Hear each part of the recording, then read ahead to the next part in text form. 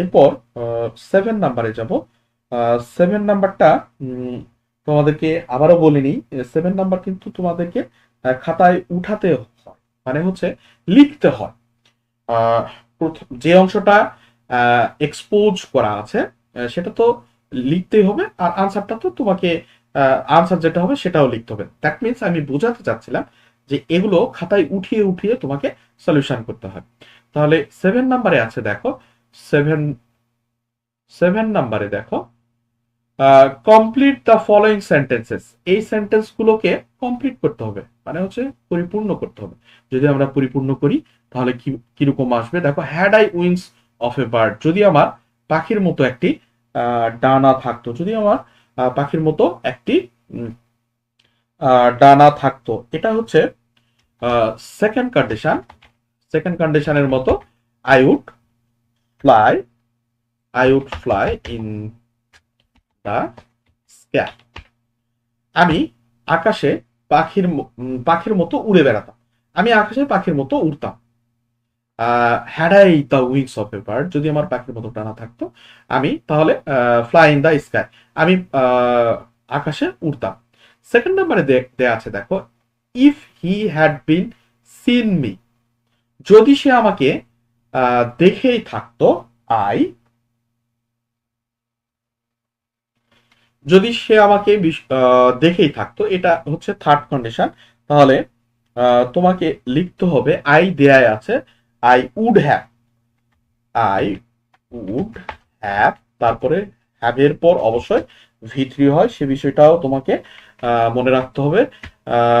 Would have told the matter, told the matter, এরকম just তোমার মতো করে তুমি একটা সেন্টেন্স কমপ্লিট করতে যা যা লাগে সেটি দিলেই হয়ে যাবে।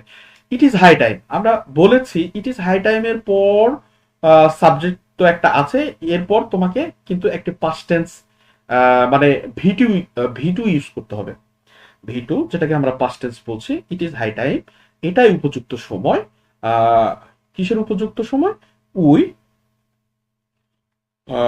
We read, we read, read attentively, এটাই উপযুক্ত সময় মনোযোগ দিয়ে পড়বার।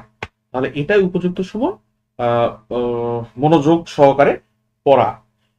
নোসোনার হ্যাড, নোসোনার হ্যাডের পর দেখো, নোসোনার হ্যাডের পর V3 রয়েছে, এখানে কিন্তু V3 রয়েছে। No sooner had we reach the school, যে মাত্র আমরা স্কুলে পৌঁছেছিলাম। নোসোনার হ্যাডের পর তোমাকে দেন একটা ইউজ করতে হয়।